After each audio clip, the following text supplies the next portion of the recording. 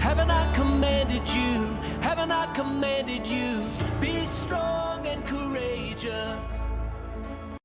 Hello and welcome back to Teaching Through the Bible as we move into the book of Joshua.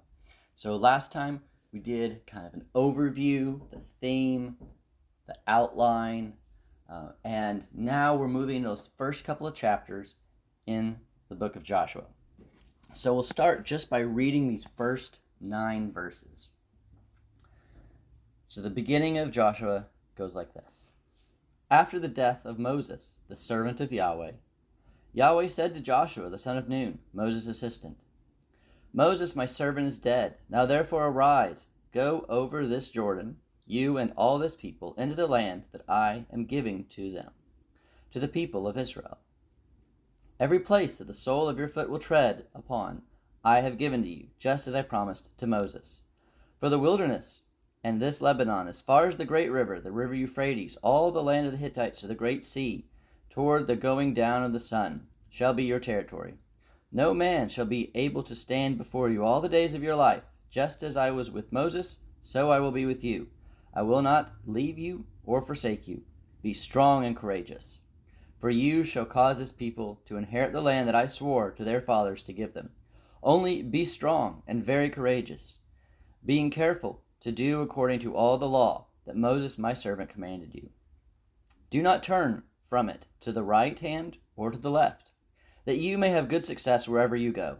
This book of the law shall not depart from your mouth, but you shall meditate on it day and night, so that you may be careful to do according to all that is written in it.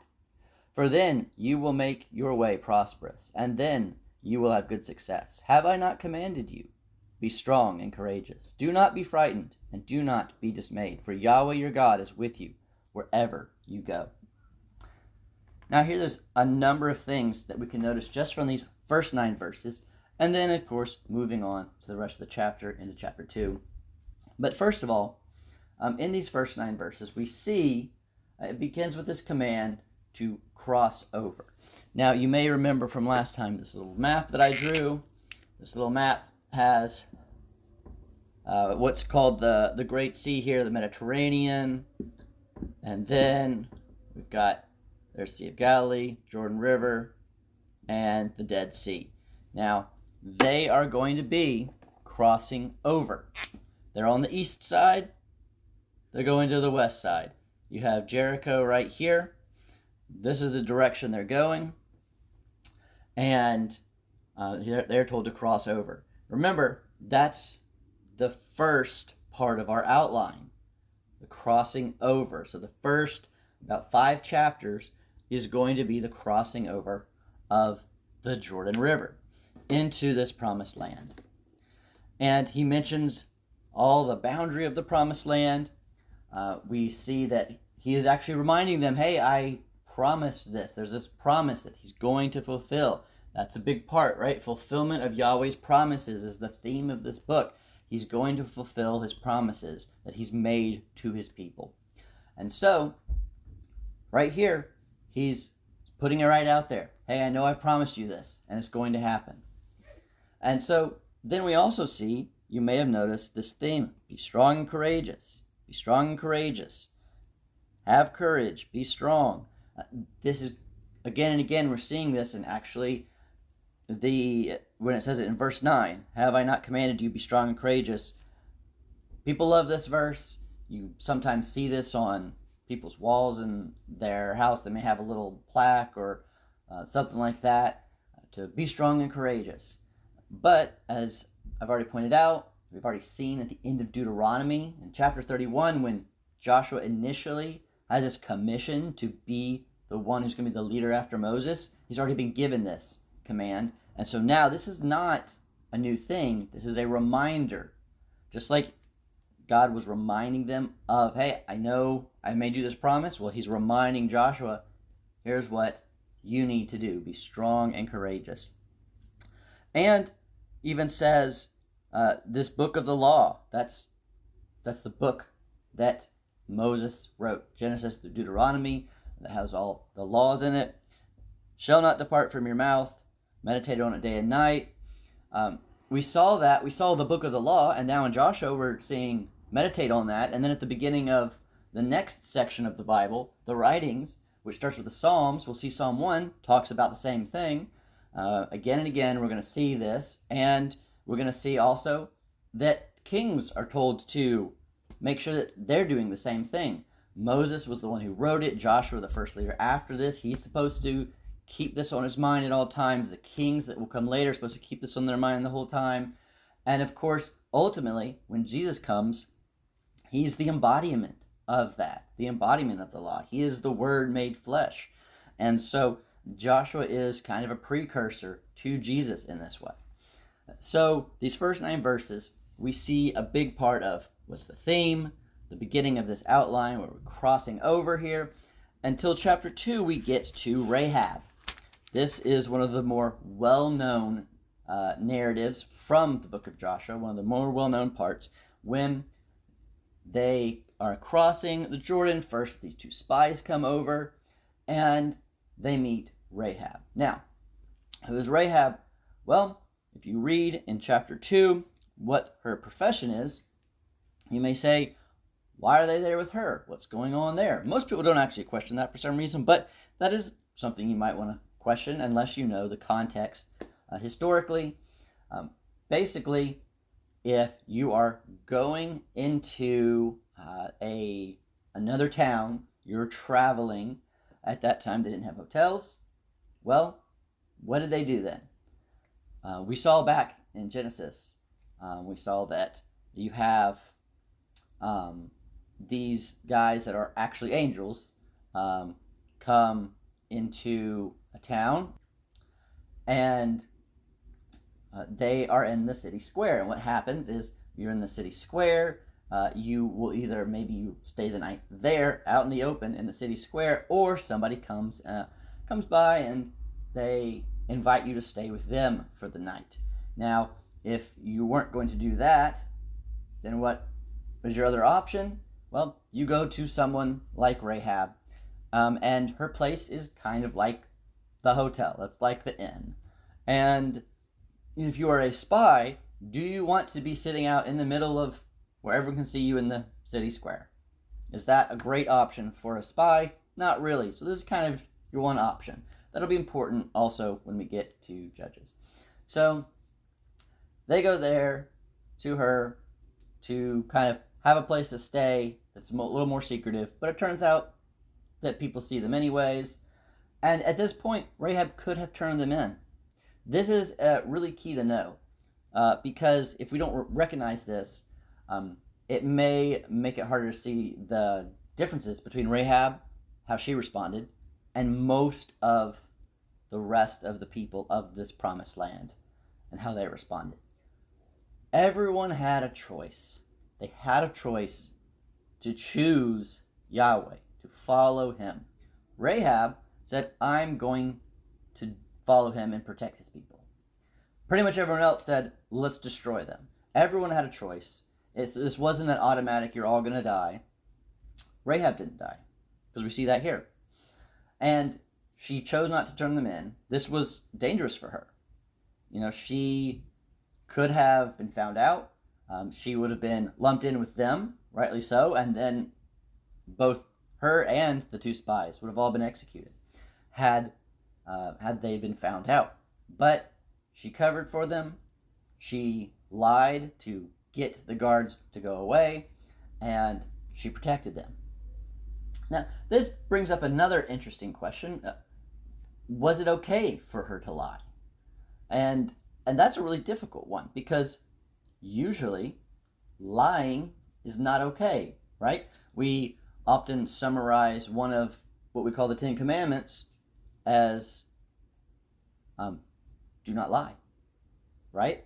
Now, it's actually a little more narrow than that, but it does generally have this connotation of no deceiving of people, right? But why is it that we're not supposed to deceive people? We're supposed to be caring for people. We have this command, don't murder. It's really protect life is the idea of it, right? We've talked about all this stuff back in the Deuteronomy lessons and the last class, and you can go back and watch those if you want some more clarity on that or reminding on that, but is it possible that the lying was okay because her goal was that she was trying to protect them, to do the right thing?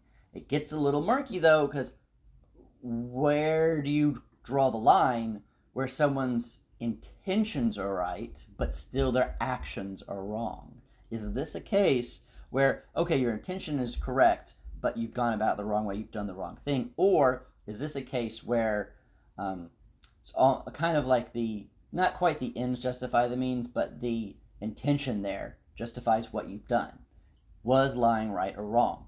And I'd love to hear your comments below if you think this was a case where no, lying is fine, or no, lying is always wrong, this is not what she should have done, she should have been honest, or she should have done it a different way, or something like that. Love to hear your thoughts. But then we are reminded again after this of this promise that God had made to them. He's made them a number of promises up to this point to the Israelites, and here we're reminded of one of them. Remember, fulfillment of Yahweh's promises. He had already said back in Deuteronomy, back in the book of the law, that the Israelites, they when they came through here, the people's hearts would melt. And here we see that, where Rahab says that actually, yeah, that's what's happened. That for Jericho, the people's hearts have melted. It says in verse 11, "And as soon as we heard it, our hearts melted, and there was no spirit left in any man because of you. For Yahweh, your God, He is God in the heavens above and on the earth beneath." Now, here we're getting a little taste of God's promises being fulfilled. They're going to continue to be fulfilled throughout this book, but here's one bit of it just right here in chapter 2. He had promised this already, and now we're seeing it begin to be fulfilled. And when Rahab and the two spies, they make this agreement. She has done this. She has joined their side. She is protecting them. They have an agreement which, when they come back to take the city, which they're confident they will be able to do, and she is confident they will be able to do, well, what's going to happen to her? Well, she asks that for her, and actually, interestingly, not only her, but her whole family, that they be spared. And the spies say, hey, get some red cord and hang it out your window, and probably something thicker than this, probably something easier to see from far away. But hang it out the side there, we'll know, all right, that's where we're not touching that place. We're not going to destroy that place. We're not going to destroy those people in that place. Right? That's the sign. You know, historically in Christianity, some people have seen this as a picture of Jesus with the red, with that red cord. Why is it scarlet? Why is it a scarlet cord? Well, it says here that tie the scarlet cord in the window, and then you shall gather your whole family in your house. Then if anyone goes out of the doors of your house into the street, his blood shall be on his own head. So everyone inside the house is safe. If anyone goes out, their blood is on their own head. Interesting phrase. The Bible uses that a number of times. The blood is on their own head. But if we think of this blood, if the scarlet cord, does that signify, in a way, do we have a picture of Jesus' blood is represented here, scarlet, and you either have Jesus' blood that saves you or your blood is on your own head. So I don't know if that could be a bit of a stretch, or could that be a fair way to see Christology, seeing a picture of Jesus in the Old Testament, and it's picturing what he's going to do, that through his blood we are saved. Either way, that statement is true, of course, that through Jesus, through his blood, that's how we are saved. And it's either his blood that pays for our sin, the penalty of our sin, or it's our own blood. And it's our, we are on our own, in a sense. So either way, whether that's a stretch, as some people would argue, or whether that is perfectly in line with seeing Jesus in the Old Testament, either way, the point is still there. That's still a true statement. We don't want to go overboard and find Jesus where he's not, but there are a ton of places where he is. So that's just one thing to think of as we look at Jesus in here. We see him in other places too, though, as we see that these people have made a covenant with Rahab and her family, just as Jesus makes a covenant with us. Now, right here, I mentioned this covenant, it was with a family, right? It wasn't just with Rahab, it wasn't individual. This is why, by the way, you will have some denominations. So the group of Presbyterian denominations, that the Presbyterian Church in America, the Orthodox Presbyterian Church, the Evangelical Presbyterian Church, there's a number of denominations that are all under the kind of the umbrella of Presbyterian, who have this mindset towards the covenant that causes the belief in infant baptism. Now, there are a number of denominations that believe in infant baptism, but they'll believe it for different kinds of reasons. Or like the Roman Catholics, that it's a very different kind of belief, that they baptize babies, but it's more of a regenerative kind of thing, like that's temporarily saves them, like it saves them to a degree, but they can still lose it. It's a whole different thing. So I'm just pointing out here, this is kind of a good example for one group and how they kind of see baptism. That baptism is the sign that you're in the covenant, in the new covenant, right? But that doesn't mean that you're saved. Here, Rahab's whole family, they're part of this covenant agreement. But they go out of that house, and what's it say? Your blood is on your own head, right? So that doesn't mean they're saved. They're in the covenant group, but they can reject that. They can walk right out that door, and they'll die. They will be judged by the Israelites, by God's people. Here, though, they're in the covenant, and they can reject it or not. And when Presbyterians baptize their children, they're acknowledging their children as part of the covenant, but their children could still reject that. Their children aren't saved at that point. That doesn't save them like a Roman Catholic view, where you get baptized and your spirit is regenerated, and your sins are wiped away for the time, or it's kind of an oversimplification probably, but in the Presbyterian view, you have that covenant relationship, but you could still reject it. You grow up and you never trust Jesus personally, well, you have rejected that covenant relationship.